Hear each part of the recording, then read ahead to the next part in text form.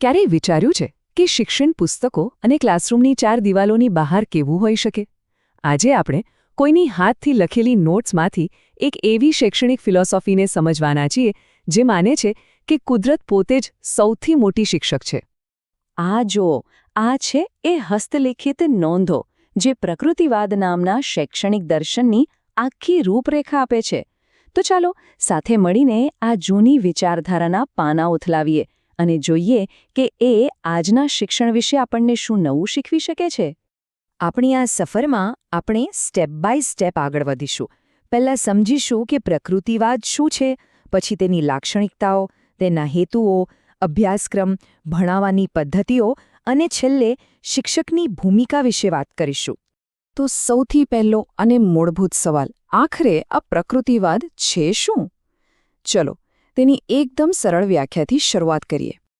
આ નોટ્સ પ્રમાણે પ્રકૃતિવાદને ભૌતિકવાદ પણ કહેવાય છે.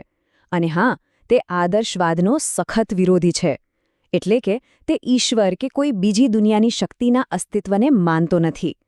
એનું બસ એટલું જ કહેવું છે કે આ જે ભૌતિક જગત છે એ જ અંતિમ સત્ય છે. સાવ સરળ શબ્દોમાં કહીએ તો પ્રકૃતિવાદ એવું માને છે કે બ્રહ્માંડમાં જે કંઈ પણ છે એ બધું જ પ્રકૃતિ છે અને તે ભૌતિક નિયમોથી જ ચાલે છે. અહીં આત્મા, પરમાત્મા કે કોઈ પણ આધ્યાત્મિક વાત માટે કોઈ સ્થાન નથી. સારું, તો આ વિચારધારા શિક્ષણને કઈ નજરે જુએ છે? ચાલો હવે એ જોઈએ કે આ ફિલોસોફીના મુખ્ય લક્ષણો કયા કયા છે. આપણી સામે આ જે હસ્તલિખિત યાદી છે ને એ જ આપણી ચર્ચાનો મુખ્ય આધાર છે. એમાં પ્રકૃતિવાદી શિક્ષણની બધી ખાસિયતો દર્શાવવામાં આવી છે.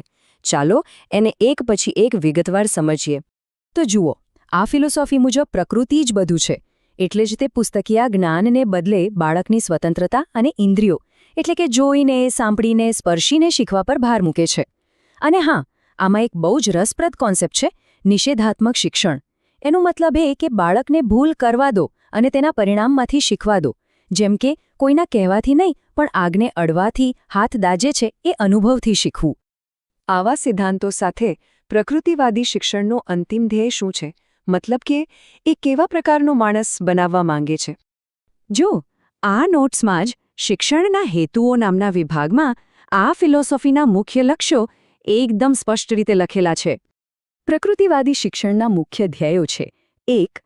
એવો સંપૂર્ણ માનવ બનાવવો જે શારીરિક અને માનસિક રીતે સક્ષમ હોય, જે જીવનમાં ખુશી મેળવી શકે, પર્યાવરણ સાથે તાલમેલ બેસાડી શકે, જેનો સર્વાંગી વિકાસ થાય. અને સૌથી અગત્યનું, જે જીવનના સંઘર્ષો માટે તૈયાર હોય. સારું, હેતુઓ તો સમજી લીધા. પણ આ હેતુઓ સુધી પહોંચવા માટે ભણાવવાનું શું? અભ્યાસક્રમ કેવો હોવો જોઈએ? આ નોટ્સ સ્પષ્ટ કહે છે કે પ્રકૃતિવાદી અભ્યાસક્રમ પુસ્તકો પર નહીં પણ બાળકની પોતાની રુચિઓ અને વાસ્તવિક જીવનના અનુભવો પર આધારિત હોવો જોઈએ. અહીં ફરક સાવ સ્પષ્ટ છે. એક તરફ છે પરંપરાગત અભ્યાસક્રમ જે શિક્ષક અને પુસ્તકો પર કેન્દ્રિત છે, તો બીજી તરફ છે પ્રકૃતિવાદી અભ્યાસક્રમ જે બાળક અને તેના અનુભવોને કેન્દ્રમાં રાખે છે. અહીં જ્ઞાન માત્ર સિદ્ધાંતોનું નથી પણ વાસ્તવિક અને ઉપયોગી છે. એટલે જ તો વિજ્ઞાન જેવા વિષયોને વધુ મહત્વ અપાયું છે. હવે વાત કરીએ પદ્ધતિની, એટલે કે આ બધું ક્લાસરૂમમાં કે પછી કહીએ કે કુદરતના ખોળામાં અમલમાં કેવી રીતે મુકાય છે? આ શિક્ષણ પદ્ધતિઓ સંપૂર્ણપણે એક્ટિવ છે. જાતે કરીને શીખવું, અનુભવ કરીને શીખવું, ઇન્દ્રિયો દ્વારા શીખવું અને રમતગમત દ્વારા શીખવું. મતલબ કે અહીં બાળક માત્ર બેસીને સાંભળતું નથી પણ શિક્ષણ પ્રક્રિયાનો મુખ્ય ભાગ બને છે. અને હવે આવે છે સૌથી રસપ્રદ અને કદાચ સૌથી ક્રાંતિકારી ભાગ. આ આખી સિસ્ટમમાં શિક્ષકનું સ્થાન શું છે? આ નોટ્સનો છેલ્લો ભાગ છે ને, એ શિક્ષક, શિસ્ત અને શાળા આ ત્રણેયની વ્યાખ્યા જ બદલી નાખે છે.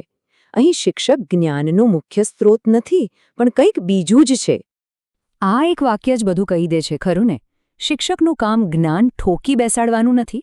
એનું કામ તો શીખવા માટેનું એક એવું વાતાવરણ, એક એવો મંચ તૈયાર કરવાનું છે જ્યાં બાળક પોતાની જાતે જ જ્ઞાન મેળવી શકે. શિક્ષક તો બસ પડદા પાછળનો એક માર્ગદર્શક છે. અને આ જ સિદ્ધાંત શિસ્ત અને શાળા પર પણ લાગુ પડે છે.